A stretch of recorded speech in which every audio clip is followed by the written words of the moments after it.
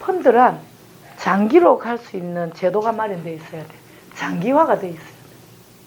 아까 그 이론적으로 했자면 일본이 세 개 다 충족시키려니까 뭐니 돈은 100만 원씩 넣는다 치면 돈은 100만 원씩 다 넣는다라는 전제로 하면 머니와이즈도 있고 적립식 펀드니까 이 금리보다는 더 오를 수 있는 기회가 우리나라는 중소기업을 통해서 혹은 해외에 있는 기업까지의 내가 창업을 한 것과 같은 역할 잘하는 기업에 돈 넣으면 내가 창업을 한 거하고 같다 그죠? 배당을 받거나 이익을 받기 때문에 그죠? 그래서 장기화가 되면 아까 3이 4가 8이 되고 8이 16이 되는 장기로 가야 되는 거예요. 이게 투자의 기본 원칙이라 한 아까 두 개가 다 공통으로 겹친 게 뭐예요? 타임와이즈와 장기화가 있었죠. 장기 투자를 해야 될 거예요. 그래서 지금 증권사에 가면 3년, 5년 이게 제일 장기라 해요. 은행은 좀 심각해요. 은행 가면 3개월, 6개월 적금에 얼마 전까지만 해도 1년 장기 적금 넣으라 하는. 그러니 전 국민이 안 그래도 성격 급한데 그죠? 장기가 안 되는 거지. 근데 장기로 가면 좋겠는데 장기로 가되 적립식 펀드의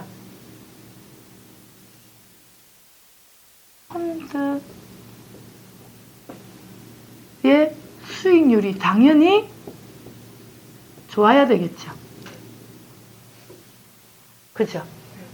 그런데 펀드의 수익률이 좋은 게 딱 한 개가 계속 좋기가 쉽지 않잖아요. 그래서 여러 개가 있으면 좋겠어요, 안 좋겠어요? 네. 그러면 두 개를 다시 얘기해 볼게요. 펀드로 수익이 이미 난 거를 가지고 기존에 검증된 거를 가지고 하면 좋겠죠.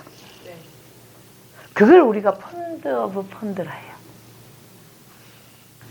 펀드의 수익률이 높은 거를 하는 것도 좋지만 이미 높은 거를 가지고 구성을 하되 펀드 오브 펀드로 전부 한 개가 아닌 여러 개를 가지면 좋겠죠. 그런 펀드를 펀드라 하는 거는 아까 기금 모으기도 있지만 직접 하면 내가 직접 투자를 하면 주식이라 해요.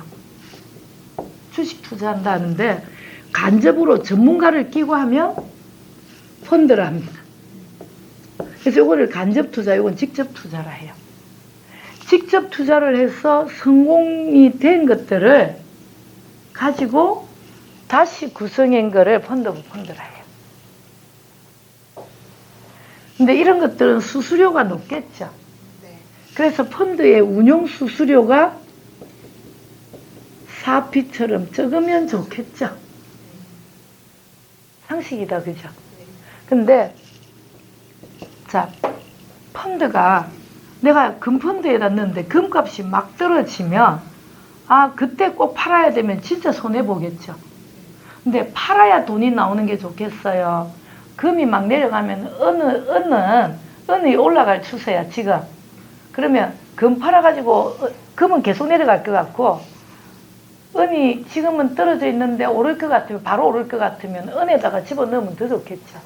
그런데 손해보고 팔아갖고 집어넣는 것보다는 이게 그냥 완전 팔아서 다음에 오를 기회를 없애는 것보다는 다음에 또 들어갈 수는 있는데 은으로 바꾸는 게 좋겠죠. 그래서 우리가 환매를 안 하고 펀드를 스위칭 한다요. 이걸 뭐라 그러지? 펀드 변경. 환매보다는 펀드 변경을 할 수 있는 요거랑 관련되어 있는 거예요. 여러 개 중에 하나가 떨어져도 다른 걸로 수익이 날 수 있도록 여러 개를 해서 분산해서 가지는 것도 좋은데 대부분 엄브렐라 펀드라는 게 있어요. 모펀드가 있고 그 안에 종속되어 있는 자펀드가 있는데 요거 정하면 요거 딱 정해져 있어요. 근데 요 안에서는 왔다 갔다 할 수 있겠죠. 그런데 이런 것들 여러 개가 있어서 언제든 이거 빼고 집어넣고가 되면 더 좋겠죠. 야들은 그런 게 안 돼요. 수익이 많이 날 수 있는 것들 이렇게 조합하고 넣었다 뺐다 할 수 있으면 좋겠죠. 그래서 펀드가 기간이 길면서 펀드의 펀드 변경이 가능하면 적립식 펀드인데 펀드가 언제든지 좋은 것들을 유입할 수 있으면 좋겠다. 그죠? 근데 보통은 펀드가 어떻게 조성되냐면 저희 보세요. 100억 정도 있어야 펀드가 하나 조성이 돼요. 근데 100억 펀드를 했는데 요 펀드를 시작했는데 이게 자꾸 빠져나가고 없어. 그래도 관리는 하고 있어야 될 거 아니에요. 그죠? 인기가 없어요. 그러면 펀드 매니저도 1000억짜리 100억으로 시작했는데 여기는 1000억이고 이거는 50억밖에 안 돼 있다면 이 중간 트레이딩 되는 수수료를 가지고 그분들 수입이 된다면 이거 관리하겠어요? 이거 관리하겠어요? 그래서 나중에 적립식 펀드를 선택할 때는 펀드의 규모가 큰 게 좋아요. 관리를 잘 받을 수 있어요. 이해되세요? 그런데 이게 좀 있다가 또 좋은 펀드를 또 계속 만들어내. 그래서 좋은 펀드를 새로 만든 거가 규모가 크면 더 좋겠죠?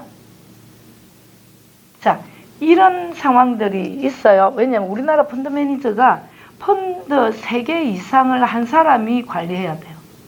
외국처럼 3사람이 펀드 하나를 관리하고 하는 인력적인 배분도 안 돼 있고, 그 펀드 매니저하고요, 펀드 트레이더하고는 다릅니다.